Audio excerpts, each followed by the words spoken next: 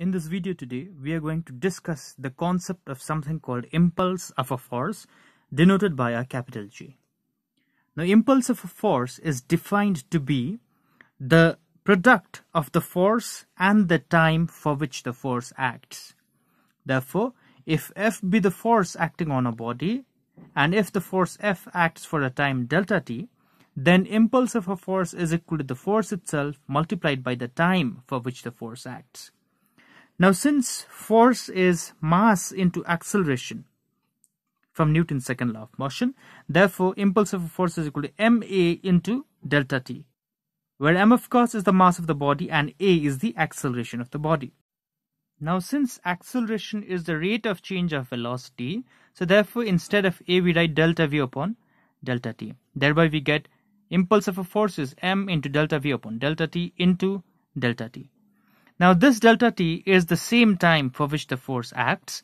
Therefore, this delta t and this delta t, they divide each other out, and thereby we get j is equal to m into delta v, where delta v of course is the change in velocity, and thereby j is equal to m into v minus u, where u is the initial velocity of the body, and of course due to the application of force F, the velocity of the body changes from u to v, thereby v minus u is the change in velocity.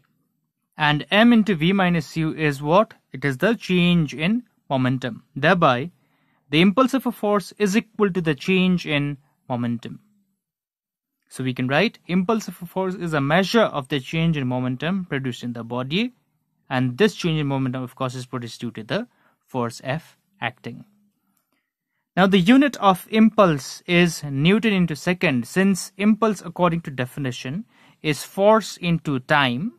Therefore, it is Newton second, which happens to be the SI unit. The Celsius unit, of course, is dyne centimeter. And the dimensional formula for impulse of a force is ml T inverse. You can verify this yourself. Now, let us talk about something called an impulsive force.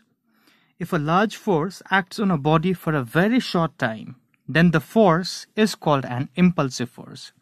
Say, for example, you are playing a game of cricket and the ball is coming towards you, you're batting of course, and you hit the ball with the bat. Now, that force that is acting on the ball is an example of impulsive force. Because when you hit the ball with a full swing of the bat, then it's a large force acting on the ball for a very short time. So that is an example of an impulsive force. Likewise, say for example, you kick a football with full force, then that force will act on the football for a very short time. So that also therefore is an example of an impulsive force.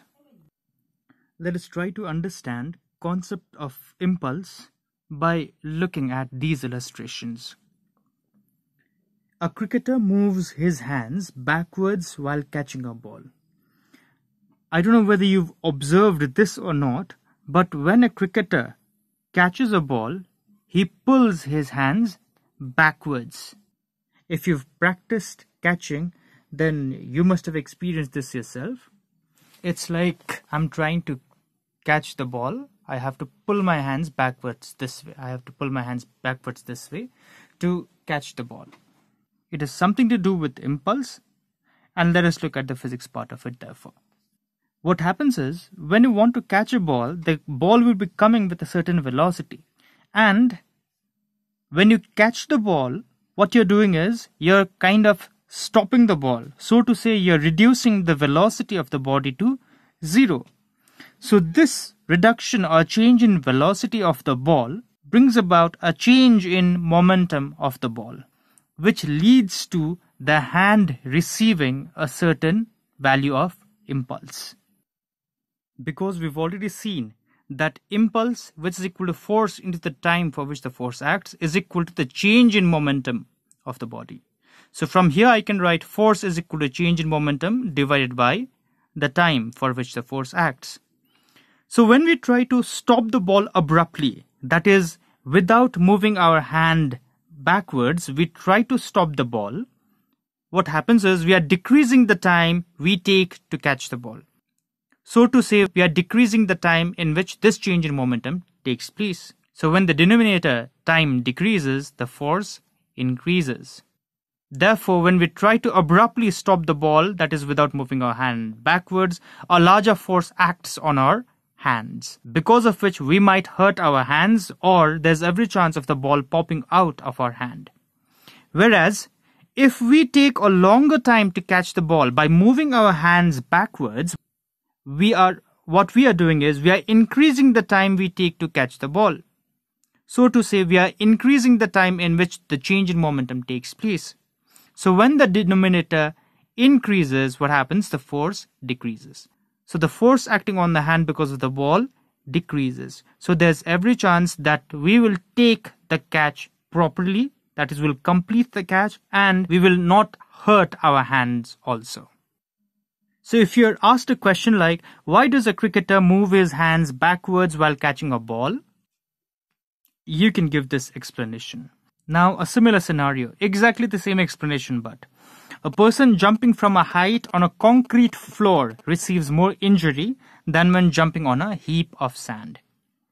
So when you are jumping on a concrete floor, you are bringing about a change in momentum abruptly, that is in a lesser time. So when the time decreases, the force increases. The force with which you hit the ground increases. Whereas when you jump on a heap of sand, you're increasing the time to change the momentum, since you're jumping on a heap of sand. And thereby the force acting on the ground, on the floor, decreases. So you can refer the book also and try to write the explanation for this yourself.